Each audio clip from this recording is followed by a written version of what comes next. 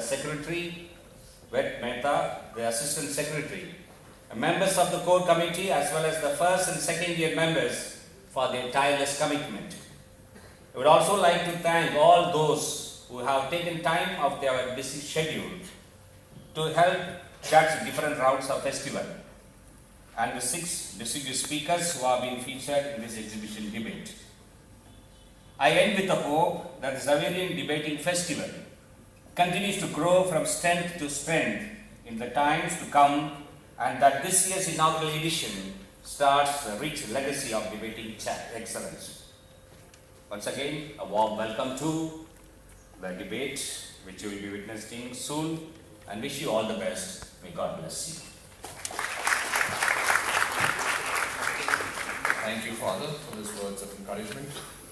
Ladies and gentlemen, it is my honor to introduce you today to our moderator for this evening, Professor Shaunak Roy.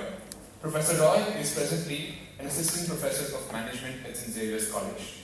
He is an avid reader, learner, and researcher, and has published a host of papers in national and international journals of repute, in addition to presenting papers in multiple conferences in India as well as overseas. It is an honor, sir, to have you moderating this debate. May I request Professor Shaunak Roy to come up and give his speech. Ladies and gentlemen, it is our firm belief at the Xaverian Debating Society that it is better to debate a question before you settle it. It is with this belief that we thank you for joining us in the inaugural edition, a humble endeavor on the part of the Xaverian Debating Society, and we are sure that the lack of numbers in the audience will be made up for by the fiery arguments and the heated exchanges of the very eminent lineup we have on stage. Professor Roy, over to you.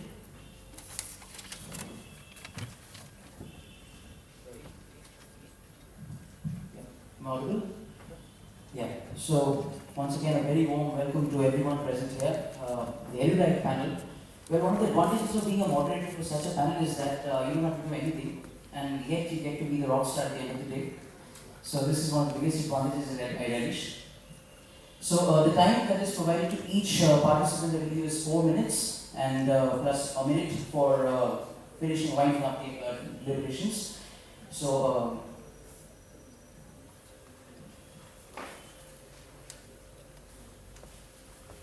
So the topic, as you are all aware of, the theme for this motion, for this debate, is this House regrets political correctness, right? It's a very pertinent area of discussion that we can have today. A lot of deliberations have been happening. There are a lot of areas that we can deliberate upon with regard to this issue as well. So without further ado, it's only better that we throw open this House to further thoughts, areas of thought. Yeah. So Somi tells me that the first bell will go off at 4 minutes, followed by which the second bell will also go. There will be 2 bells at the end of the 5th minute. We start for the motion. We can start. So this again, we start for the motion this side.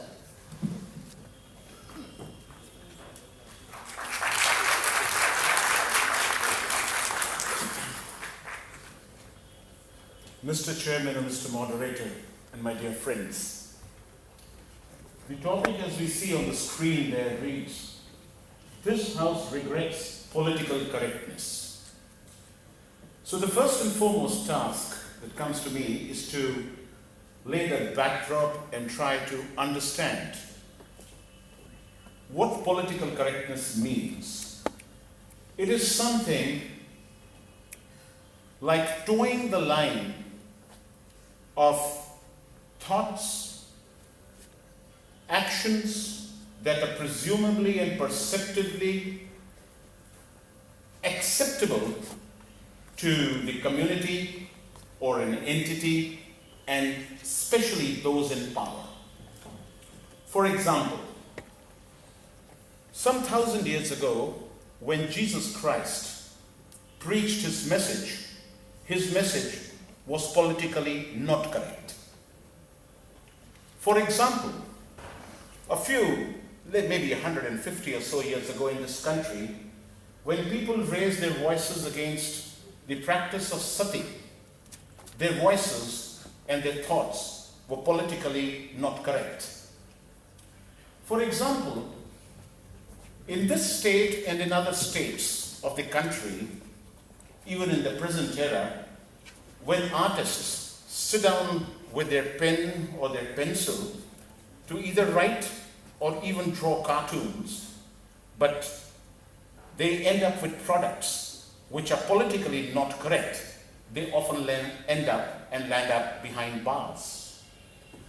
For example, in this very country, where the curriculum in the schools, for the schools and colleges gets rewritten each time a political party comes into power, that's done so that the bureaucracy can stay abreast with what is politically correct.